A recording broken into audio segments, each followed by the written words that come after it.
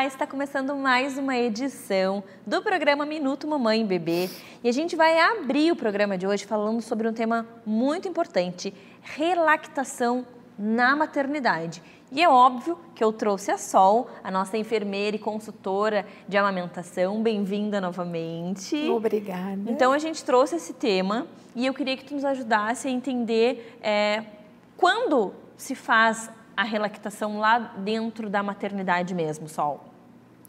Então, muitas das mães fazem cesárea, né? Muitas das mães não esperam o início do trabalho de parto. E isso chama-se o quê? Uma cesárea eletiva. E cesárea eletiva, muitas das vezes, esta puérpera não tem colostro. Claro. O corpo não entendeu ainda que o bebezinho, né? Vai lá, tira o bebê e o corpo não produziu mama ainda. Isso. E aí o bebê vai ser posto, né? Vai ser realizado a hora ouro. Ele sugou lá muito naquela mamãe, mas nada de colostro.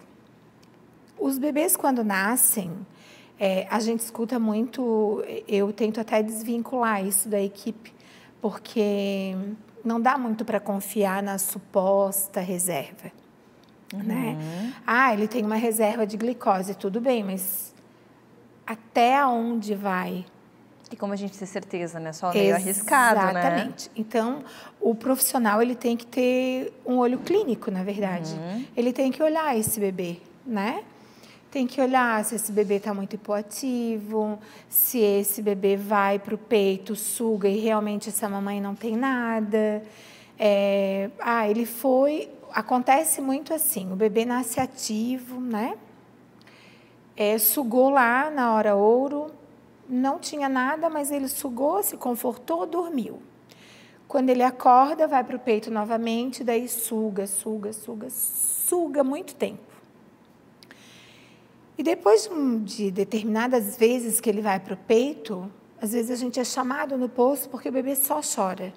E se eu chego lá no quarto, tadinho, dá dó daquela mãe, porque ela chora, o bebê também chora, e o bebê empurra a mãe, tipo, não quero mais, já tentei, não tem nada aqui. Isso.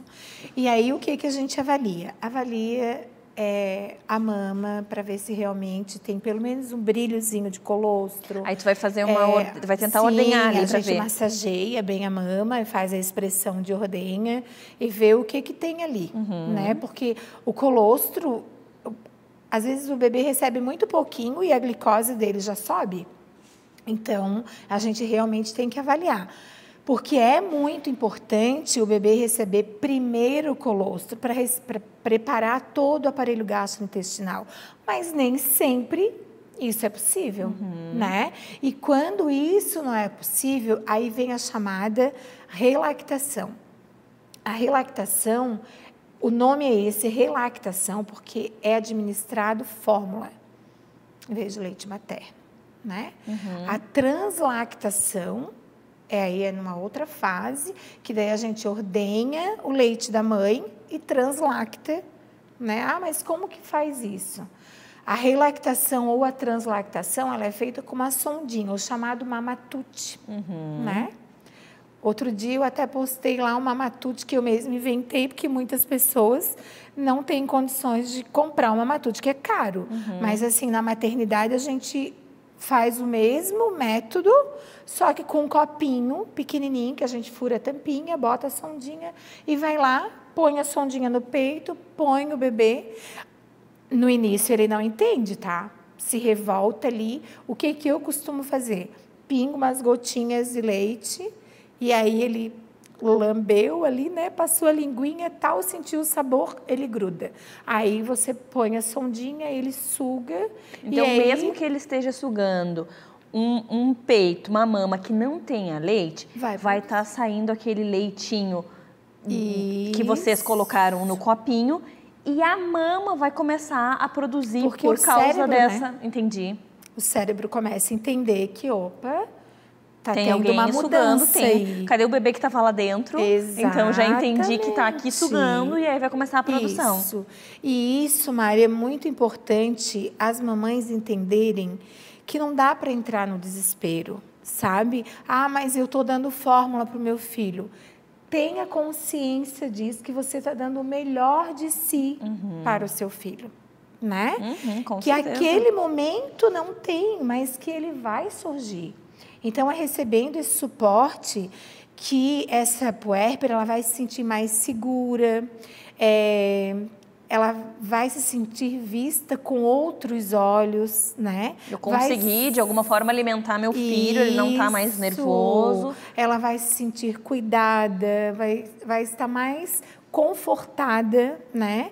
Mas é preciso que a gente explique, olha, a gente vai iniciar isso para quê? Para que não haja uma briga, né? Porque eles ficam muito revoltados. Lógico, estão com fome, daí estão ali cansados já de fazer sucção e não tem nada. E é muito engraçado, tá? Porque às vezes a gente faz 2 complementos e no terceiro, pronto, o colostro já fluiu. Acho que a mãe relaxa também, Sim. né? É porque quando nasce um bebê, já nasce uma cobrança junto, né? Nossa, que qualquer dia tudo, a gente vai gravar um programa falando falar sobre disso. isso. Porque é um negócio, a mãe só se cobra, todos cobram, todos, né? E qualquer coisa que tu escolha, não, eu vou escolher amamentar, mas o teu seio está sangrando, desiste da fórmula. Não, eu vou escolher dar fórmula porque eu estou exausto. Mas como tu desistiu? Isso. Então, assim, toda escolha vem a culpa entrelaçada nela, né? É incrível isso.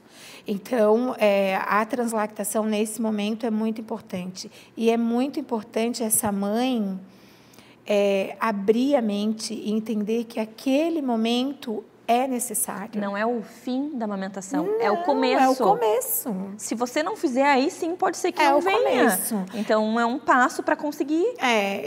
Eu lembro de um fato que eu ainda trabalhava na outra maternidade e era perto de... depois do Natal ali, quase perto de virada de ano. Eu cheguei no plantão e um pai estava muito revoltado, porque a enfermeira que estava de plantão queria dar leite para o filho, e o filho só chorava, mas ele não queria dar mamadeira, não queria dar de seringa. E aí eu entrei e disse, calma. O bebê realmente está fazendo hipoglicemia, porque na sua esposa não tem o colostro, mas vamos fazer o método o qual vai desencadear essa produção. E aí aquele pai, assim, porque eles também sofrem muito, né? Claro que sofrem. E aí aquele pai se acalmou e me olhou e disse, não, mas eu não quero. Eu disse, confia em mim, vamos fazer juntos? Eu vou lhe ensinar. Caso precise mais uma vez, e a gente fez ali, o pai super concordou, porque quando ele entendeu que o bebê ia sugar no peito, a gente usou uma vez a fórmula. Durante a noite, a produção já começou a fluir. Na virada de ano, eu tive que deixar minha família em casa e atender esse casal, porque a mama estava toda regurgitada, olha tadinha. Só. E aí ele falou, Sol, como foi importante o início, a gente usar ali a relactação, porque aí eu expliquei para ele o que era uma relactação, né? Então, é importante essa mãe, esse pai, ir para a maternidade, assim, ó, com essa sabedoria, na verdade, né? Com a cabeça aberta. Isso. E com o emocional preparado, porque a gente não sabe o que vai acontecer. Isso. Tudo é uma caixinha de surpresas, né, Sol? É verdade. Então, vá para a maternidade tranquila, sabe? Confie na equipe. A gente está ali para ajudá-la. É verdade. Entende? Ninguém, por nós, por mim mesmo, você me conhece. Por mim... Todo mundo ia pro peito e ninguém tomava fórmula, mas tu entende, mas tu eu sabe, tenho que né? entender. Lógico. E eu sempre digo assim, ó, eu amo criança, não precisa nem dizer isso, né? Mas na fase do puerpério, eu sempre falo que os nossos olhos têm que ser para aquela puérpera. O bebê, qualquer um vai cuidar. Sim, todo mundo quer o bebê, né? E a mãe, ninguém se lembra, né? Então, vamos amenizar essa culpa, vamos amenizar esse sofrimento, sabe? Vamos mostrar para essa mãe que tudo pode dar certo. Sol, adorei. Obrigada por tantas informações, obrigada por dedicar a sua vida a tantas famílias, a ajudar tantos bebês a mamarem e serem super adultos. Muito obrigada. É importante isso, né? Obrigada, querida. Até o próximo encontro. Até.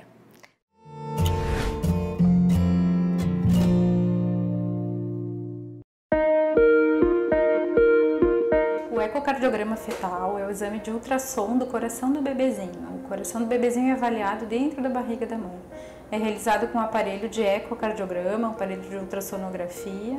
Pode ser realizado precoce ou mais tardio, sendo que tem uma idade gestacional adequada para a realização, que é entre 24 e 28 semanas. Mas pode ser feito antes, pode ser feito depois. Avalia a anatomia do coraçãozinho, formação, função do coraçãozinho do bebezinho ainda dentro da barriga da mãe.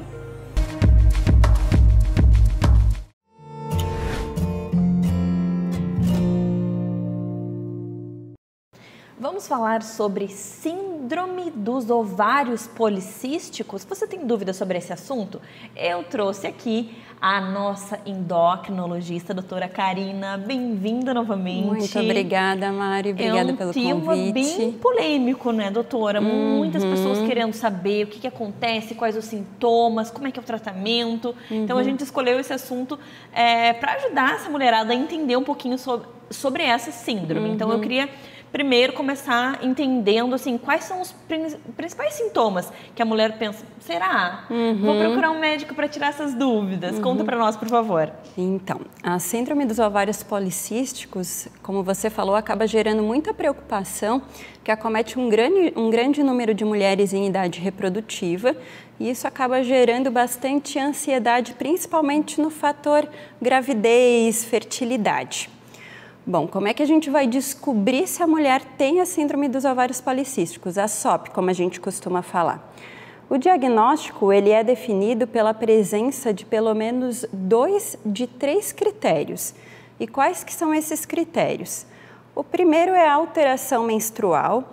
O que é mais característico da síndrome é aquele padrão de a menstruação ficar com um intervalo muito longo, vir poucas vezes assim. E junto a isso é comum que a mulher não ovule, um quadro de anovulação que a gente chama. Então esse é um dos critérios.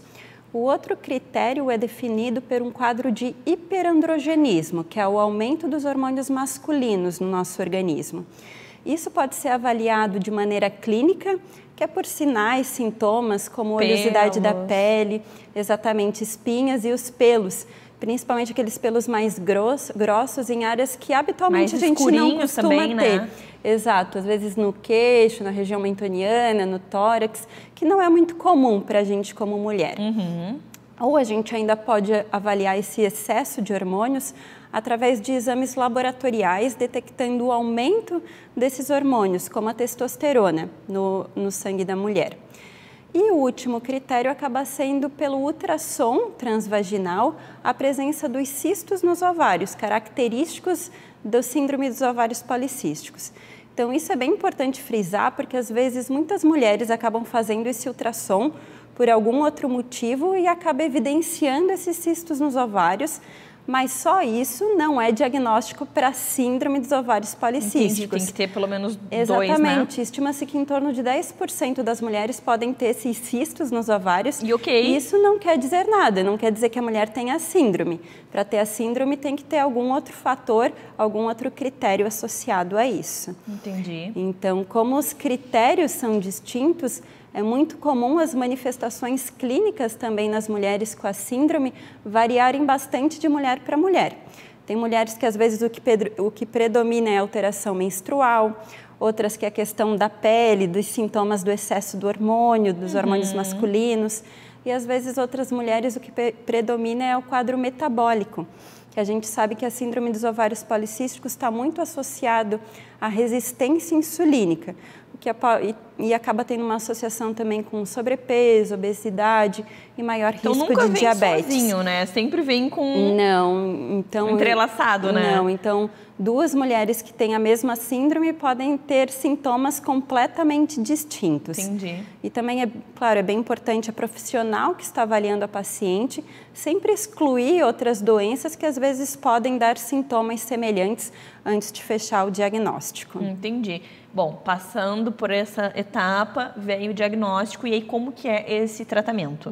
Bom, não existe uma receita de bolo na síndrome dos ovários policísticos, não existe uma pílula específica para o tratamento da síndrome, e o tratamento sempre deve ser individualizado, focando nos sintomas daquela mulher, daquela pessoa.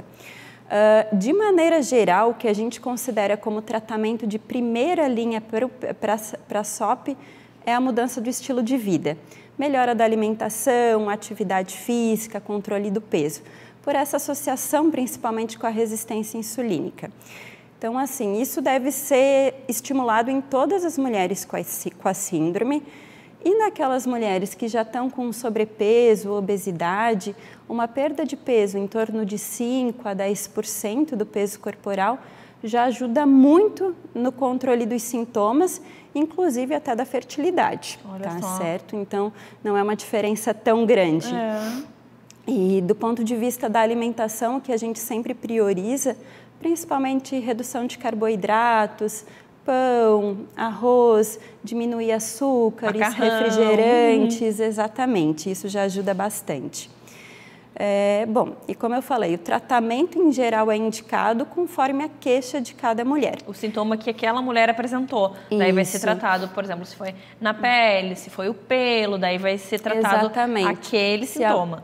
Além dessa recomendação, então, geral de mudança de estilo de vida, se a mulher está planejando engravidar, além dessa questão da redução do peso, se tiver acima, às vezes algum medicamento para ajudar na ovulação também pode ser indicado. Naquelas mulheres que às vezes não têm planejamento de gravidez num curto espaço de tempo, a gente vai focar às vezes na questão menstrual, nos sintomas de pele. Então, muitas vezes o anticoncepcional pode ser uma opção nesse sentido, se a mulher não tiver nenhuma contraindicação.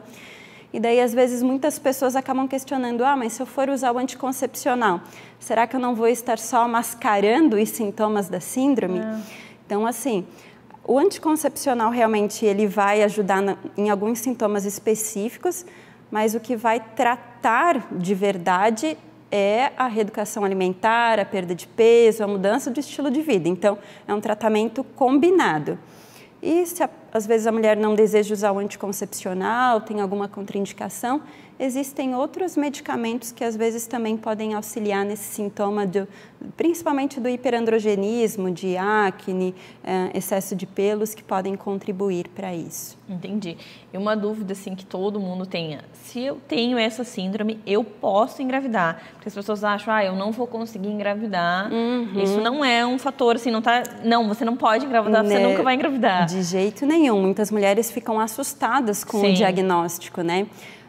É verdade que algumas mulheres com a síndrome podem ter um pouquinho de dificuldade para engravidar, mas fiquem bem tranquilas que a maior parte delas consegue engravidar sem nenhum problema. Nossa, que bacana, adorei.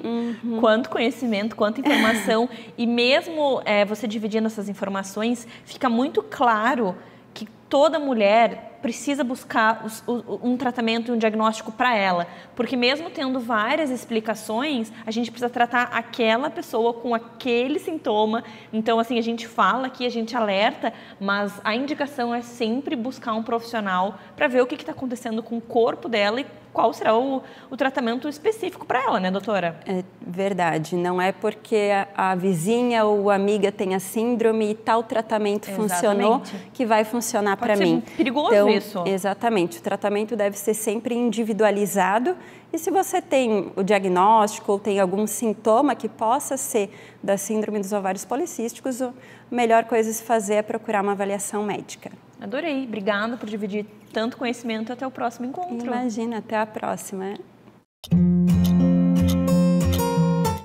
Agora chegou aquele momento maravilhoso e mágico, literalmente mágico aqui no Minuto Mamãe Bebê, onde a gente fala sobre terapias, energias florais. Com quem? É óbvio que com a nossa terapeuta Deuva Daia. Bem-vinda novamente. Mari. Gratidão por me receber, pelo convite. Sempre tão bom. E o que tu trouxe para nós hoje? Mais uma gotinha preciosa que nos ajuda a compreender tanto, né? Sim, as gotinhas mágicas. É verdade. Gotinhas de amor. Esse trabalho da terapia floral, ele é incrível porque ele leva essa energia de cura para muitas pessoas, porque são tratamentos, né, bem simples, é só tomar as suas gotinhas todo dia, né, é um tratamento que um frasquinho dura 3 meses de tratamento. Imagina.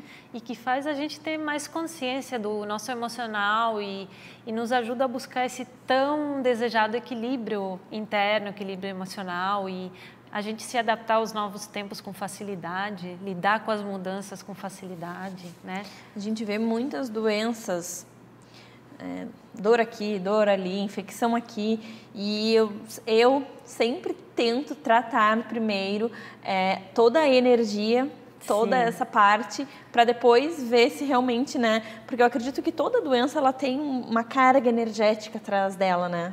Sim, com certeza. Todo desequilíbrio ele começa internamente, ele vai para fora. Todo e qualquer desequilíbrio nosso na nossa vida, seja físico, seja em geral na nossa vida, questões financeiras, questões de relacionamentos humanos, tudo começa internamente. Então é ali que a gente precisa trabalhar para resolver a causa. Senão a gente só tapeia, a gente faz alguma coisa que tira o problema, daqui a pouco ele se apresenta de um outro jeito. E às vezes mais forte, né? Então, outra questão é a consciência de que nós não somos seres isolados. A gente é produto de uma cultura, a gente é parte de um grupo social, né? E a gente vem de uma linhagem também, de uma história familiar. E aquilo mexe com a gente, aquilo determina muito das coisas que nós sentimos e vivemos. Sim, então até hoje é o que eu estava querendo abordar, que é... A gente passou da introdução primeiro para chegar no ponto. É para chegar nessa questão de que o nosso feminino, a forma como a gente vivencia as questões do feminino, a própria maternidade em si, o ser mulher, ele está muito influenciado pela nossa ancestralidade feminina e pela história do que essas mulheres que vieram antes viveram. E a gente traz isso dentro da gente, né? Muito. Dizem que a nossa conexão é tão profunda porque quando a gente estava na barriga da nossa mãe, olha só, os nossos óvulos já se formaram na barriga da nossa mãe. Então, a nossa avó já nos carregou. A nossa avó, quando a nossa mãe estava lá na barriga da nossa avó, o óvulo que nos formou já estava lá. E, por sua vez, os nossos filhos, né, o óvulo que formou nossos filhos, já teve toda essa energia do que nós vivemos, sim, na nossa gravidez, mas também do que a nossa mãe viveu na gravidez. Só por isso já tem uma memória ali forte. Pensa, quantas gerações? Sim, conectada através do útero, que é um centro energético maravilhoso. O útero, né? Ele é incrível, né? Em termos de energia, né, de corpo energético, ali onde está o útero é o nosso centro criativo. Né? Tanto que a gente consegue fazer essa magia, toda mulher, essa magia de gestar filhos, né? É uma magia, né? De trazer novos seres ao mundo, né? E tratar, curar esse nosso campo energético em relação a esse centro criativo é muito importante. Tirando essas memórias dolorosas, que muitas vezes coisas que a nossa mãe viveu, que a nossa avó viveu, às vezes traumas da própria gravidez, às vezes de relacionamento, um parto que a gente sabe, né, que hoje falamos, né, de parto humanizado, antigamente não tinha muito isso. Eu, por exemplo, tenho certeza que o meu parto foi diferente do teu. Sabia que quando a minha filha nasceu, eles tiraram dela logo de mim e ficou 4 horas em observação, apesar de ser uma criança saudável, eu fiquei 4 horas sem ver a minha filha logo que ela nasceu. Nossa, isso já é violência hoje em dia é violência, mas naquela época era protocolo. Sim, e o tanto que desespero da ficavam, mãe. né? Eles ficavam num lugar, a mãe ficava em outro, tinha lá o berçário, onde se perdia muitos bebês, se trocava. Se perdia, ou você perdia aquele vínculo de amamentação. Na primeira hora de vida, que é super importante. Então pensa que a mulher gradualmente tem vindo sendo cada vez mais respeitada, cada vez mais ouvida, né? O ato do parir, de ter filhos, é cada vez mais honrado. Mas, bom, tem histórias de muita dor lá para trás. Sem dúvida. E quando eu trago esse floral como o de hoje, e que ele tem um nome que às vezes até assusta muito, superador. Mas ele é superador no sentido de superar mesmo, de reconhecer que aquilo que tem umas cargas, umas memórias ancestrais que nos influenciam, mas com muito respeito pela nossa ancestralidade, superar isso e se construir como uma nova mulher, uma nova maternidade, uma nova forma de vivenciar nosso lugar de mulher na vida, né? Na sociedade hoje, sem essas marcas do passado. Porque, às vezes, até na época que eu estava próxima, que a Martina estava próxima a nascer, eu falava que tinha medo do parto normal e tal. A minha mãe sofreu muito para me ganhar. Então, é óbvio que eu trago essa lembrança. Eu estava ali no parto dela. Sim, sim. Ela sofreu para eu sair. Claro. Então, como que eu não vou ter medo se eu vivi aquele momento? Sim. Então, imagina se a gente for colocar o que a minha avó viveu, que então isso vem... E isso a gente está falando só da hora do parto, mas e todo o resto. Todo o que elas viveram, né? Sim, que dentro do relacionamento, difícil, né? submissão, enfim, muita coisa tem ali. E é incrível porque como esse floral ele trabalha as questões do feminino, eu pensei que ele seria só para mulheres. E por o namorado de uma terapeuta começou a tomar escondido, roubava dela e tomava. Olha que história. E aí ele começou a processar um monte de coisas e a elaborar ali, a entender muita coisa e a entender a dor da mãe dele e a entender como aquilo também afetou ele. E aí eu percebi, não, os homens também precisam curar a sua relação com o feminino. Claro, porque eles têm também. Claro. Eles tiveram sendo filhos e agora sendo pais, sendo maridos, que interessante. Para lidar com, até porque muitas vezes o homem diz, eu gostaria de poder tirar ela desse lugar da dor, por exemplo, de um parto ou questões que acontecem numa gravidez, mas ele não tem como fazer isso por ti. Mas ele pode sim lidar com isso de uma forma mais saudável. Ou entender que porque ele carrega um neném no colo, ele não é menos homem, nem vai virar aquela mulher sofrida. Porque o medo do feminino tem a ver com medo do sofrimento, não é do feminino em si, mas medo de cair no lugar de dor, como acontecia antigamente com as mulheres. Olha só que mudou a minha forma de pensar. É incrível, mas eu vejo muito isso, que homens e mulheres que tomam isso conseguem ressignificar e lidar com o feminino de uma forma mais leve, né? Sem tanto medo, sem tanta carga, sem tanto tem que, não pode, né? Adorei. Permitindo que flua o amor mais fácil nas relações. Adorei, apaixonada. Agora, então, a gente precisa levar essas gotinhas para os homens, não só para as mulheres. Sim. E vamos superar as nossas dores, coisas que a gente nem sabe por que a gente sente, mas a gente sente. Então, agora, a Deva trouxe essa opção incrível para a gente limpar toda essa dor, para a gente poder viver essa nossa caminhada com mais leveza e amor. Gratidão, querida. Adorei. Gratidão, Mari. Até o próximo encontro.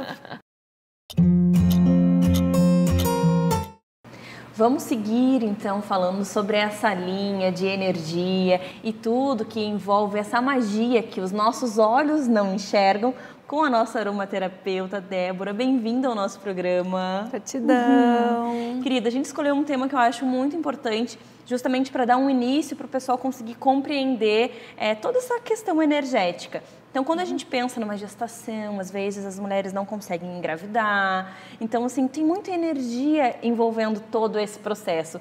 Gestar é algo muito, grandioso. Então, assim, tu trabalha com essas tentantes? Tem algum trabalho específico para elas? Conta para mim.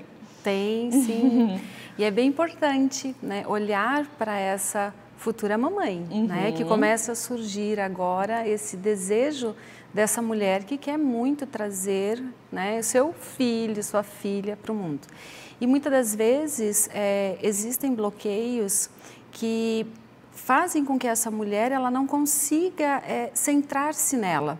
E aí ela acaba tendo dificuldades energéticas, emocionais, mentais e que acaba impedindo mesmo da manifestação, né, dessa gestação. Eu digo que é o ser espiritual, essa consciência divina que vem agora para esse útero sagrado. Sem dúvida. E como cuidar desta futura mamãe? Então nós temos a parte das terapias, a parte energética e junto a aromaterapia. E eu gosto de trabalhar com as terapias integradas. Então eu trago a parte da aromaterapia holística, porque a aromaterapia holística, ela vai olhar o indivíduo como um todo, né? Então eu vou aonde que está esse bloqueio? Por que essa mamãe, claro, é muito importante todo o acompanhamento, né, médico, né, fazer essa parte, olhar esse físico, né, mas a terapia energética, junto com a aromaterapia holística, ela vai entrar em pontos que a medicina não vai estar abordando, a medicina tradicional, né? Então, olhar para esta mulher e ver, será que ela realmente quer engravidar? Será que a sociedade está impondo a ela isso? E ela acaba, e aí ela acaba achando que precisa ser mãe porque alguém disse que ela tem que ser mãe? Ou será que o parto dela, quando ela nasceu, esse parto foi tão sofrido para a mãe dela, tão sofrido, que agora ela carrega as memórias no corpo dela, no DNA dela, na parte espiritual dela, ela carrega essas memórias de dor e medo. Como que foi esse nascimento? Será que é uma criança que foi prematura? O que aconteceu? Então, dentro da terapia energética, né? Então a gente vai abrindo o campo, eu digo que é um campo energético, e ele vai carregado de informações. É o nosso diário, né? A nossa vida, o relato. Tá ali, tá tudo ali. E muitas das vezes a memória ela não está no consciente, ela está no subconsciente. E através da terapia energética, né, é possível entrar neste campo e descobrir aonde que está. E aí a gente desenvolve todo esse trabalho. E o óleo essencial, a aromaterapia holística, ela faz com que acesse o sistema límbico, aonde estão guardadas as emoções. E lá nós começamos a fazer o processo de cura. É bem especial. Que lindo! E daí, assim, esse bebê que virá ou não, né? Porque às vezes não vem e aí a gente vai ter que explicar para essa mulher que ela não queria, que ela veio para não ser mãe, enfim. Mas caso venha, caso seja para ela ser mãe, ele já vem também numa energia diferente. Porque com certeza essa gestante ela vai querer fazer esse tipo de acompanhamento, de tratamento durante toda a gestação. Então já é um bebê que já vem com toda essa energia de magia, como eu digo, né? Vem. E assim, quando acontece a consciência de que esta mulher, né, ela entendeu que ela não quer ser mãe, ela está fazendo algo que realmente não é o desejo dela, ela entra no processo de cura e está tudo resolvido. Quando entende-se, eu quero ser mãe e eu estou pronta para ser mãe por minha vontade, porque eu, mulher, quero. Eu, mulher, isso é muito importante. É o meu corpo. Não é meu marido, não é minha mãe, é ninguém. o meu corpo. Sou eu que vou carregar este bebê, sou eu que vou amamentar este bebê, sou eu, mulher, né? Que então, vou ficar a noite em claro. Vou ficar a noite em claro. Então, é muito importante esse cuidado com a mulher, né? E aí, quando isso tudo acontece, há a conexão, eu digo, do plano espiritual deste ser, então, agora, que será o bebê. Né? E aí começa então esse olhar para este ser incrível, porque aí o milagre está acontecendo. É um milagre da vida, né? E é tão e lindo. Que é mágico, é mágico. E aí sim se transforma a energia do amor que aí acontece, é algo que só quem vive consegue entender realmente todo esse processo. E uma coisa que eu vejo, assim, trabalhando nesse universo com mulheres e mães e tentantes, eu vejo muitas mulheres fazendo diversos tratamentos, investindo horrores de dinheiro, energia, porque mexe com o teu emocional, mexe com tudo, com a tua relação com o teu marido, cobrança, enfim, é muito difícil. E aí eu acho que elas acabam esquecendo de tentar essa parte energética, porque, lógico, não é um conto de fadas, não é assim, pum, resolveu, mas eu acredito na força de abrir esse campo, compreender e aí tentar organizar para ou compreender o porquê de eu não engravidar ou a causa de eu não estar conseguindo finalmente conseguir, né? E abre realmente, porque o que acontece? Nós somos movidos, nós somos energia, nós somos isso. E quando eu me conecto com a minha energia, quando eu entro em profunda harmonia comigo mesmo, eu sei entender o meu corpo, o que ele está me pedindo, eu olho para o eu mulher, eu olho para o eu, posso ser mãe, eu consigo me ver mãe, eu me sinto mãe, Eu sinto isso dentro do meu coração. Quando eu faço isso, eu me conectei com a energia do amor. Eu me conectei. E aí tudo passa a fluir. E aí nós abrimos esse campo energético para que essa bênção se manifeste. Onde tinha o bloqueio é desfeito. Então a importância das terapias, né, dessa terapia energética, o óleo essencial, né, junto da parte da aromaterapia holística, vem facilitar essa manifestação na vida dessa mulher, que daí torna-se uma realização, torna-se algo grandioso na vida dela, porque realmente ela quer. E aí o cuidado de olhar para esta mulher que agora tem o seu casamento. Sim. Né? E aí como nós vamos cuidar, então, aí passa por uma nova fase, né? Mas esse momento da mulher que está se descobrindo, então liberar essa energia traz plenitude para a mulher e ela se conecta com ela mesma na sua melhor versão, no seu melhor eu. Que lindo, que fantástico. Gratidão por trazer para nós esses ensinamentos, por dividir tanto conhecimento e por dedicar a sua vida a cuidar de tantas pessoas, de mulheres tentantes, ajudar a gente a compreender tanta coisa que às vezes os olhos não enxergam, mas os teus olhinhos mágicos percebem tudo. Obrigada, querida. Gratidão. Adorei te receber aqui, aprender tanto contigo e dividir com quem está nos acompanhando esse monte de informação. Obrigada, até o próximo encontro. Gratidão, até o próximo encontro. Agora eu vou conversar com a nossa cirurgia pediátrica, a doutora Bianca. Bem-vinda novamente ao nosso programa. Obrigada, Mari. Então, a gente vai falar sobre a apendicite. Conta para nós tudo sobre esse assunto. A apendicite, ela é uma inflamação do apêndice, né? O apêndice, embriologicamente falando, ele é um resquício da formação do intestino, né? Então, assim, ele fica localizado no finalzinho do intestino, na transição do intestino fino para o intestino grosso, né? Popularmente falando. E ele não tem nenhuma função específica no nosso organismo, mas ele pode inflamar, gerando a apendicite que muita gente conhece. A gente deveria nascer sem, então. É verdade. Na verdade, a inflamação do apêndice, ela acaba pegando muitas famílias de surpresa, né? Porque quando a gente faz o diagnóstico, né, da doença, as primeiras horas, né, os primeiros sinais e sintomas, eles são muito vagos, eles são muito inespecíficos. Então, isso confunde muito com outras doenças que são muito comuns, por exemplo. Que perigo. Então, no começo, é muito comum a gente escutar dos pais falando, mas doutora, meu filho, ele estava com uma dor no estômago, eu achei que fosse uma coisinha estragada que ele comeu na escola, por exemplo, na rua, ou que ele exagerou um pouquinho mais na alimentação. Porque começa assim, na verdade, né? Às vezes é uma dor que é inespecífica, as crianças às vezes não sabem relatar direito. Aí pode vir um pouquinho de febre, pode vir um pouquinho de náusea, de vômito. Então, quanta doença não pode dar isso? Dor abdominal, não diz nada febre, até agora, vômito. né? Muitas doenças podem dar isso. Então, nas primeiras 24 horas dos sintomas, isso fica muito confuso. Então, nem sempre a gente consegue fazer esse diagnóstico muito no comecinho. E aí que vem o perigo. Exato, porque nesse meio tempo, às vezes a criança pode ter um outro diagnóstico, né? Fizeram um outro diagnóstico para ela, estão tratando como se fosse uma outra coisa e, na verdade, é a inflamação do apêndice que está ali, que começou, que está se desenvolvendo.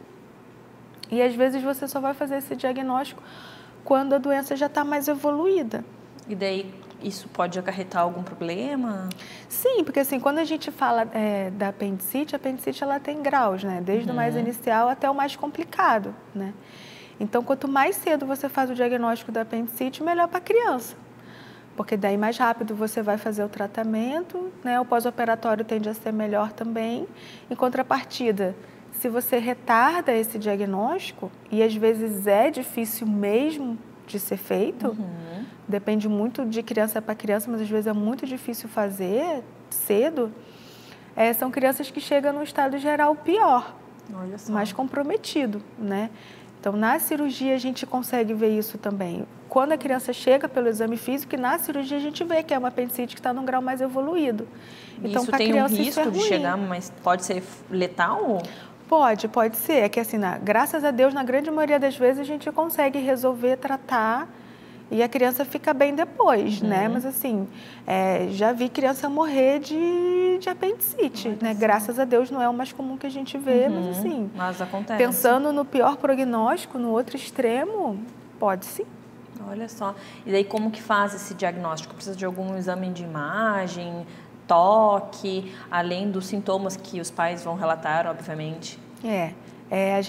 Como a gente sempre fala aqui, né? Primeiro colhe a história toda, tem histórias que são muito clássicas de apendicite.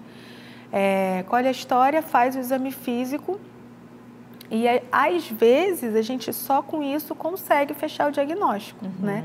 Às vezes não, às vezes a gente tem que continuar a nossa investigação diagnóstica, sempre partindo dos exames mais simples para os exames mais complexos. Então, raio-x de abdômen, né? Sempre a gente faz geralmente de tórax e de abdômen, que a gente fala que é a rotina de abdômen agudo. Exame de sangue e de urina. Começa com esses, né? E se precisar, tem como lança-mão fazer também ultrassom. E se o ultrassom não for esclarecedor, também tem como fazer uma tomografia, chegando até na outra parte que seria a videolaparoscopia diagnóstica. Então, assim, tem muito recurso até você chegar nesse diagnóstico.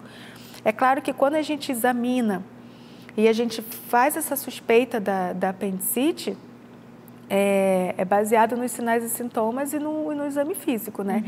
Então, a gente às vezes acaba se adiantando, né? Falando, ele tem uma inflamação do apêndice. É que assim, na grande maioria das vezes, sei lá, mais de 90% das vezes, é a inflamação do apêndice mesmo, a causa dessa dor na barriga que a criança está sentindo. Mas tem os 10% ali que existem outros diagnósticos diferenciais ali no meio. Entendi. Né? Então, na verdade, o que a criança tem, o que a gente sempre fala para os pais, ela tem alguma coisa inflamada dentro da barriguinha do seu filho. Grande chance de ser o apêndice, mas durante a cirurgia pode ser que eu encontre alguma outra coisa. Olha só. Então, isso é importante de dizer também. E daí, tratando de cirurgia, como é que acontece, onde é o corte, o que as mães precisam saber sobre a cirurgia? Aposto que elas devem te perguntar tudo. Tempo de cirurgia, cicatrização, enfim. Tem duas maneiras de você fazer o tratamento da apendicite, ele é cirúrgico, né? É cirúrgico junto com os antibióticos. Então, você pode fazer a cirurgia de duas maneiras. Ou você pode fazer pela técnica convencional, que a gente chama de técnica aberta, né, que a gente faz um cortezinho ali na barriga, pertinho ali em cima de onde fica o apêndice, né, procurando ele, tira o apêndice inteiro, não é só um pedacinho. Tira ele todo, se tiver secreção dentro da barriguinha... Ele tem que tamanho, mais ou menos? Isso é bem Depende variável. da idade, isso é bem variável. e da infecção também. Mas tem apêndices, por exemplo, de 10 centímetros. Olha só. Então, a gente procura ele e tira ele todo. Não existe só tirar a parte inflamada, né? E se tiver alguma secreção dentro da barriguinha, pus, a gente limpa aquilo tudo. Isso é técnica aberta.